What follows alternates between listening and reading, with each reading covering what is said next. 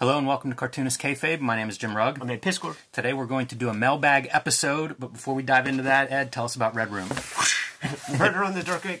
I was hoping that would be way more stylish.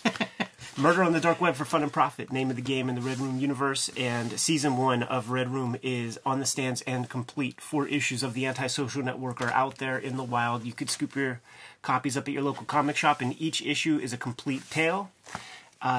The trade paperback is coming out November 9th, man. Going to collect these comics plus about 60 pages of additional material, including sketches, a complete, first draft of the first Red Room issue. You gravitate toward this one, Jimmy. I do enjoy this one. I like the piranhas. I'm a nature lover. Dig it. Get the trade paperback chock full of fresh stuff. You want to read these comics before they hit paper. You want to read future Red Room comics. Trigger Warnings is the next season, Jimmy. It's a great name. These comics are being serialized on my Patreon, patreon.com/EdPiscor. $3 for the archive there. And there's over 150 pages worth of stuff, plus the complete free comic book day comic is available in PDF format. All those links in my link tree in the description below this video. I was going to say, man, as you slide these open, we're going to need a bigger screen here pretty soon. I think so, man. 2080p can't come soon enough. Very awesome. I've been highlighting books of mine that are still in print. You can find the Plain Jane's still in print, and I am plugging it now because it's perfect for the young adult reader in your life for this upcoming holiday season. And order it now so that it arrives in time for Christmas from wherever you get comics, any bookstore, any comic shop, or online. You can find the Plain Jane's story of a bunch of high school artists that start doing public art around their boring suburb, and sort of domino effect of all kind of trouble that results from that. I call it my shoujo manga because it's 500 pages of this story, and again, aimed at the young adult audience out there. So one of the first young adult graphic novels to be produced in the United States. You can find that wherever you find comics. You can find more of my work at patreon.com/JimRugg, where you can download out-of-print zines and mini comics and see how I make comics like Plain Jane's and Street Angel. Patreon.com/JimRugg. All right, so today we're going to look at some stuff that has arrived in the mailbox, in the Cartoonist Kayfabe P.O. box recently, or in my mailbox at home. This is stuff I've received from Carson Grumball, who teamed up with Dave Sim to produce The Strange Death of Alex Raymond. The first book was misprinted, so the reprints will be out in December, but he did save a few of these. I believe there's an edition of 9 that are floating around, official versions of this book. And we've talked about it before. There's an episode where we cover this. Part of the reason that I wanted to talk about it again is I'm adding a third name to the, how about that for a piece of customized art. I believe this is a page that misprinted. There should have been a blue plate. There wasn't one here. One of the issues they had while they're going back to press. But the third name to add to this list that I learned is Sean Michael Robinson, who does production. And I hope that this shows up clearly. But what impressed me with this is how well it's printed. There's all this fine line reproduction throughout both the book as well as kind of these extra materials. This is one of the cooler examples of that. These are Dave Sim's pencil tracings that he would do in preparation to create the artwork for this comic. And I started looking at the production and needed to know, like, how do I make my line art reproduce this well? And got in touch with the, designer, publisher, production guy for this book, Sean Michael Robinson. Ended up talking to him this week, so I'm putting together an interview with him where it's almost like Repro Guide 2.0. A lot of us learned to scan from Jordan Crane's great resource, that Repro Guide.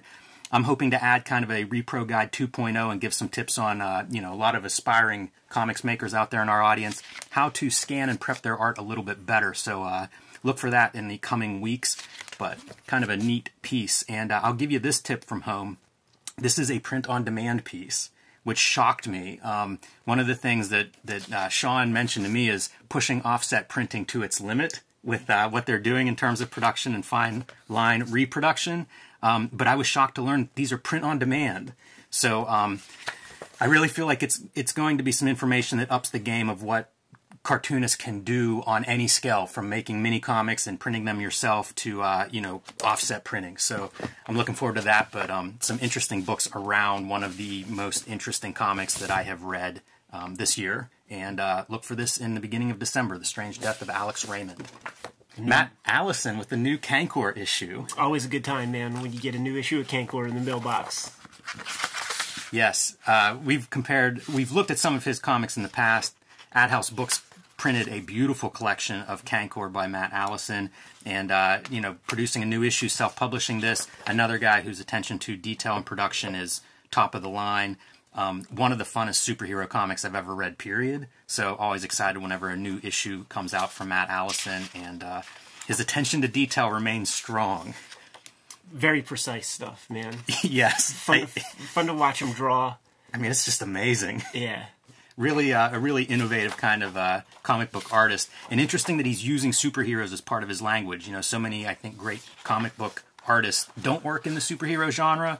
And his themes certainly exist way beyond there. A lot of existential dread on these pages, but using that visual motif that we love from superhero comics to tell his stories. Jay Gonzo's La Mano del Destino. This is a wrestling comic. Add this to my box of wrestling comics gimmicks. In the works for quite a few years. I think about 10 years of work go into this book. And check out that color block. I was going to say, man, first thing to note is the beautiful production of the book itself. It came wrapped in a belly band that, you know, you see tucked inside of the book here, but like a gold stamped belly band around this book. Production is top notch on this thing. Absolutely stunning. And it's a luchador wrestling comic, and Jay Gonzo very much into the history of wrestling and luchador wrestling, and it is a love letter to that genre of wrestling.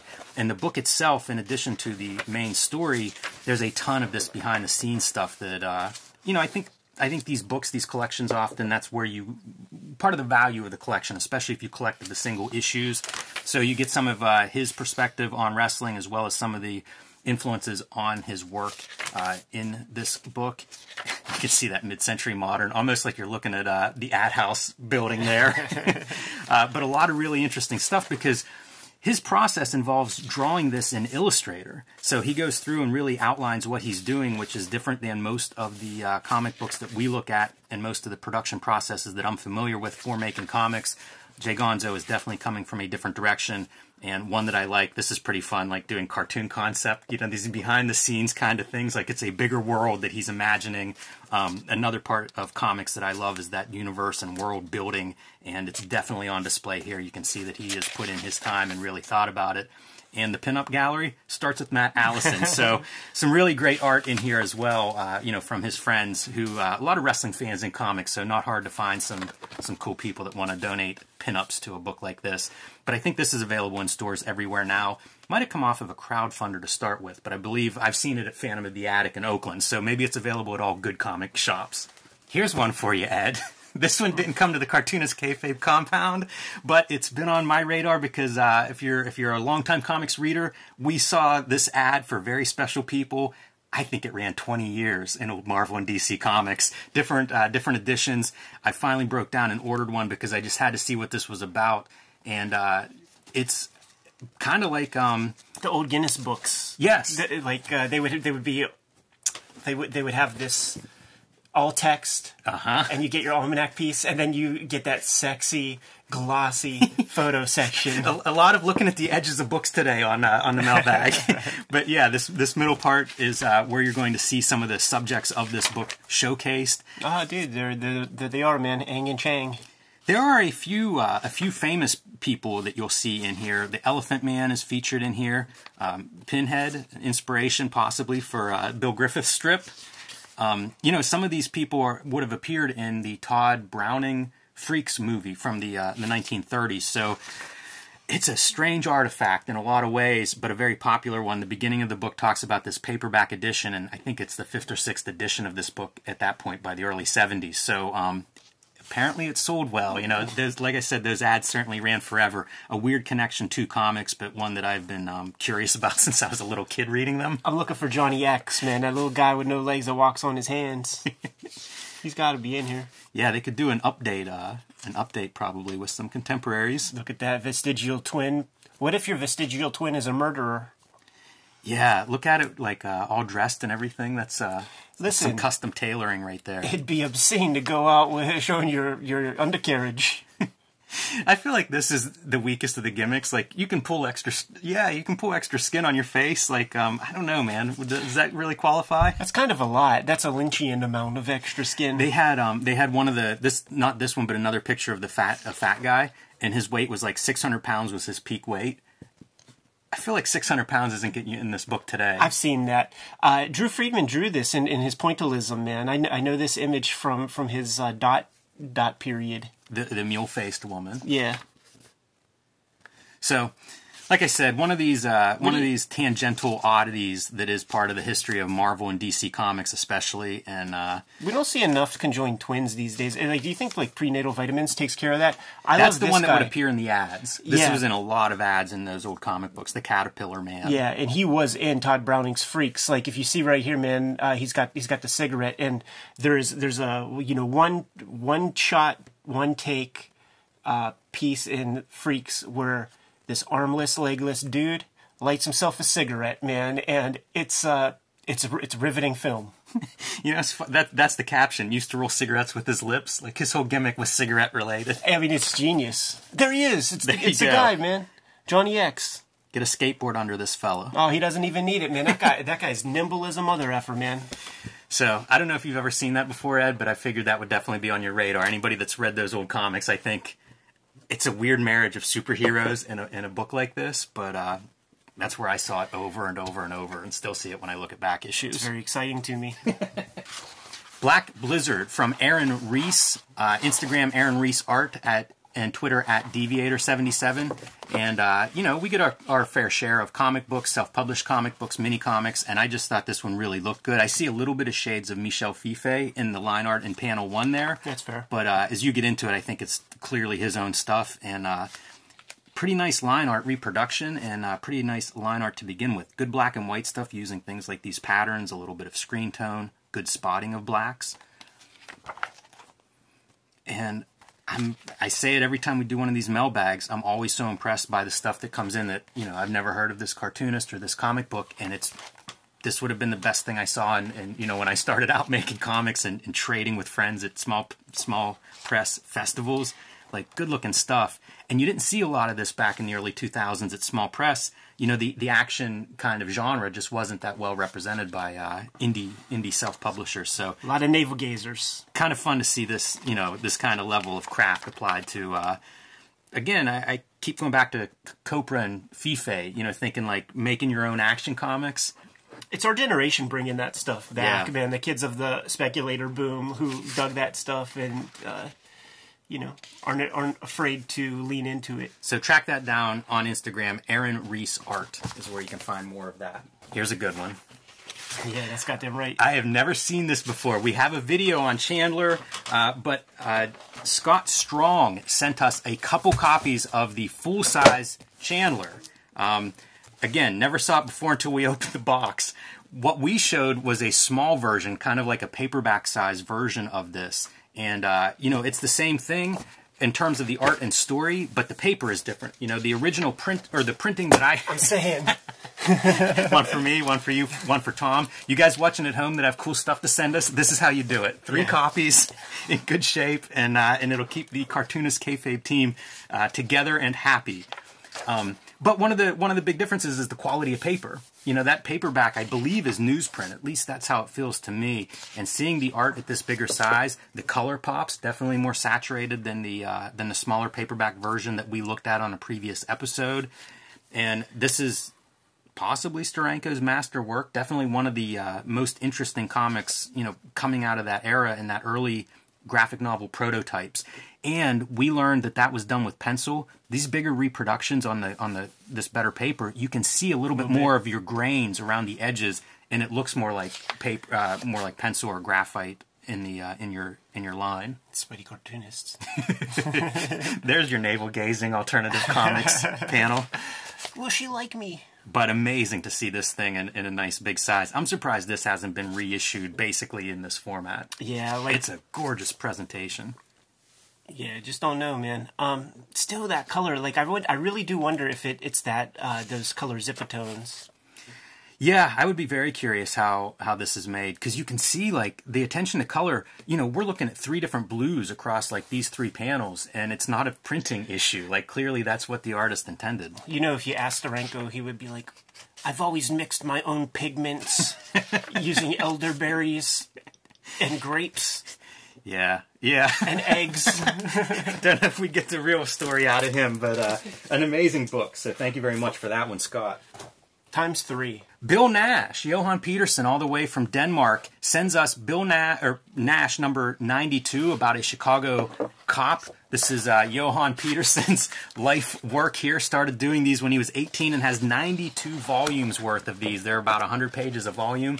An incredible body of work that he's built up. And why is this one important? First one printed in English. The first English edition of Bill Nash. I think you are an inspiration for that decision, because we did the Nash vid, and poor Johan got deluged with a bunch of Americans, man, asking about the comics, inquiring about the comics. Denmark is a country of 6 million people, so it's even less than, New York City. They have to know English to sort of get by. Look at that, man. Outlaw Comics. Blowing up his go from the gun to the head. It's a fun panel juxtaposition. Go ahead, Ed. Denmark, 6 million people. Oh, yeah. So, they all know, they're all super fluent in English, man. He's instantly expanding his reach by putting this stuff in English. And you can find him on Instagram. Look up Johan Peterson to figure out where you can find this in America. I think there are a few shops that have this stock that can ship it to you.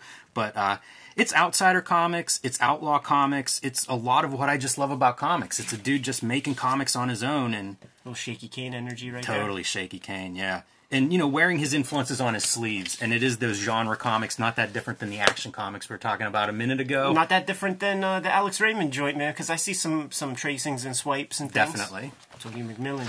Yes. Shout out to longtime Kayfaber and comics creator Tony McMillan. You can find him on Etsy.com/shop Tony McMillan. And I think this was a crowdfunded book, and it's awesome. First thing to point out is the scale of it. I was surprised, I'd seen this thing online, but you never know how these books actually look and feel in person until you get one. So you can see a couple inches bigger than a standard comic, really shows off his art and color. Nicely printed book, looks great, and it's about this video game, this fictionalized video game from his youth.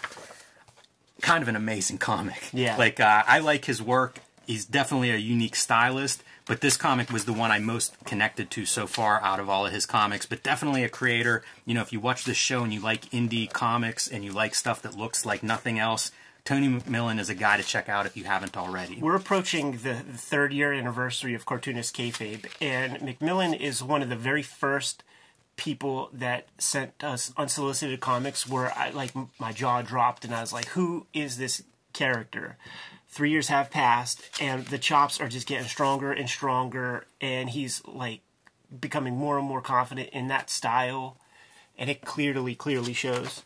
Yeah, I mean this is an impressive book from that standpoint, going from interesting page layouts to 2-page spreads, having these graphic elements of the gaming stuff worked in. Yeah, interesting cartoonist. I'm glad that he's on my radar, and a guy that you can find online and follow and see the exciting stuff that he is doing.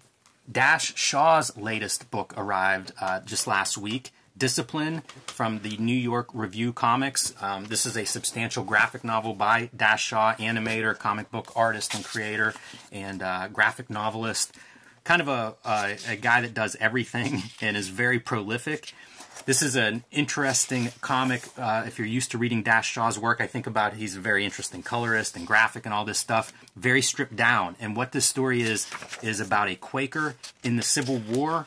It's based on, I think, a lot of actual found writing and correspondence from, I think, several, it may be combined from several different soldiers that would have been writing, but there are these books on these Quaker soldiers in the Civil War and their correspondence throughout that war. So the text that you're seeing, at least I believe this is true, is pulled from these different letters from actual soldiers. And one of the things that Dash Shaw does, who is a very interesting stylist, goes back to a pen nib something, I don't know if he's drawn any of his comics with a pen nib in the past, but it's to approximate this idea of, you know, these letters that were written with quills. Exactly. You know, and almost like engraving of art that would have been of that time period. So a really different comic from a very good cartoonist, and kind of fascinating. I don't think you'll read another comic like this. Historical, I don't want to say fiction exactly, because so much of it is based on real reference materials, but a very kind of a very unique graphic novel. And I love whenever this kind of stuff comes out, because it does show what you're capable of. And you know, you see things like the letter writing correspondence. We saw this in Barry Windsor Smith's Monster, you know, incorporating those blocks of text as opposed to, say, word balloons or captions or some of the stuff that you often see in comics. So from a storytelling point of view, always exciting and interesting, and you know, maybe a good gift for that historical person who likes historical reading in your life. Dash is a fun cartoonist to follow, too. A lot of good ideas on comics making come out of him. I don't know what the heck this is, Ed. I'm still scratching my head over it. Tales to Enlighten, another... Look at the graphic novel size of this project, and printed in full color and just going for it. You know, like every page has this kind of innovative stuff. Let me pull out the names of the primary creators here. Matt King, James Edward Clark. I think this is another crowdfunded piece, but production-wise, like, I can't believe that people can make this. This is mind-blowing. There wasn't a better-looking comic done in the 90s. No. And this is two guys that are just independently producing this on their own. A gigantic sci-fi reality bending. I mean, look at this guy. One eyeball, smoking a cigarette, half comedian from Watchmen, just, you know, smoking comic book elements. What more do you want? And if that's not enough, hardcore pornography on the next panel, a reference to Zap Comics, even the logo being referenced. This is comics on comics on comics, and you know that's going to appeal to me. Yeah, man. It even has Damien Hellstorm from those 90s days. I love the color, too. You know, we often Fletcher Hanks joint. Complain about, you know, brown comics. This is not a brown comic. Yeah, the paper, I noticed it with Cankor and Jay Gonzo's stuff. They really found good paper that sort of absorbs well with the inks that are used, man.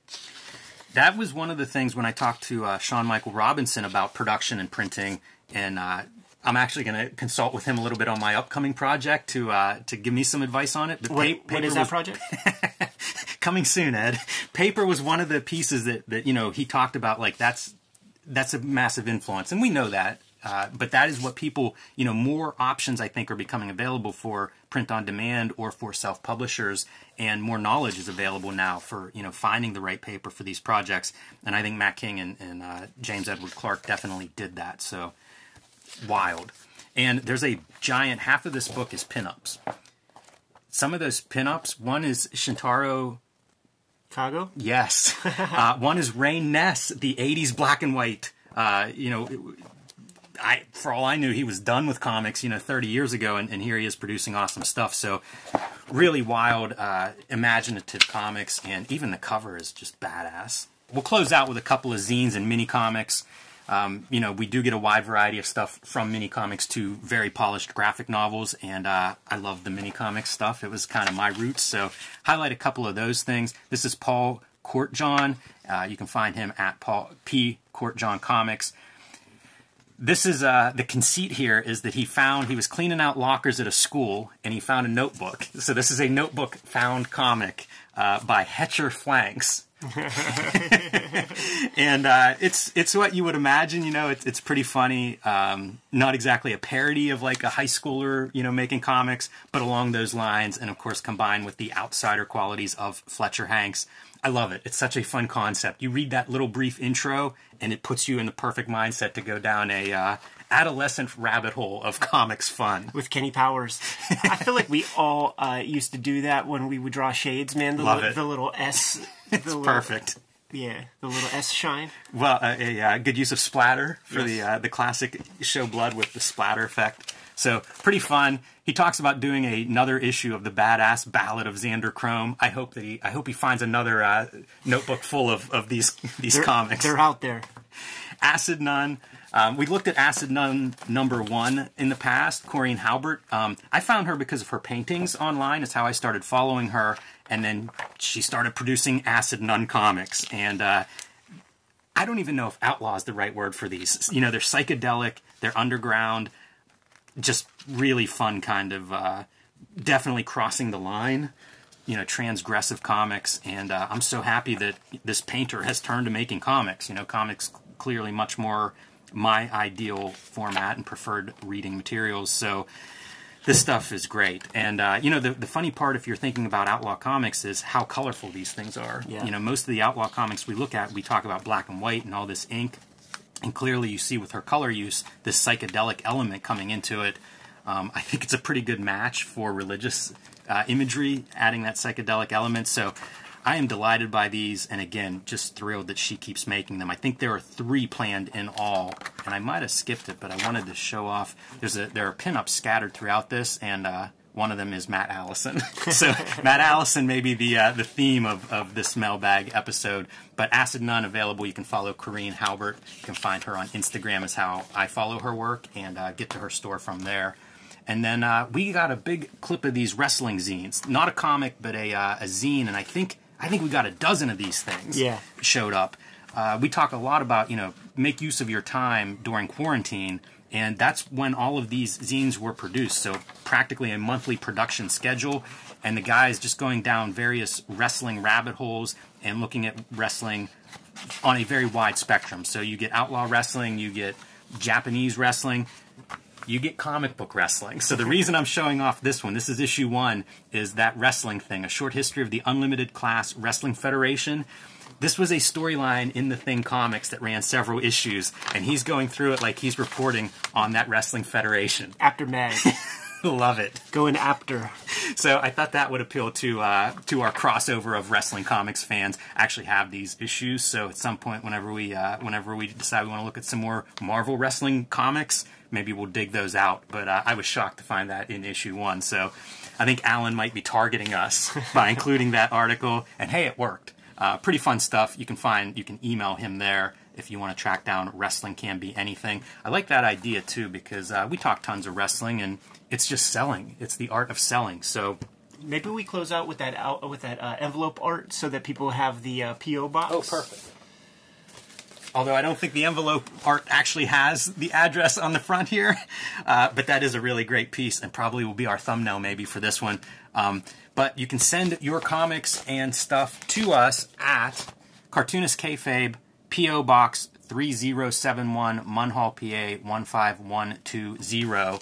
And doesn't hurt if you want to decorate your envelope a little bit, send a piece of original art, send your doubles, whatever it is. We'll take a look at it, and hopefully it'll make it on the air. That's goddamn right. Kayfabers, like, follow, subscribe to the YouTube channel, hit the bell. We'll notify you when new vids are available. What's out there, Jimmy? Patreon.com/JimRugg, where you can download out-of-print zines and mini-comics of mine. You can see original art, scripts, process of how I make the comics I make, like Plain Jane's and Street Angel, at Patreon.com/JimRugg. Red Room Comics, Murder on the Dark Web for fun and profit. 4 issues in the wild on your comic book racks as we speak. Scoop them up, man. Each one is self-contained, so you get a complete story in each issue. Trade paperback coming out November 9th. Hit up my Patreon, patreon.com/EdPiskor, if you want to read those comics before they hit paper. All these links are in my link tree in the description below. You can subscribe to the Cartoonist Kayfabe e-newsletter at the links below this video. You can also find Cartoonist Kayfabe t-shirts and merchandise at the links below this video. Given those marching orders, we'll be on our way, Jimmy. Make more comics.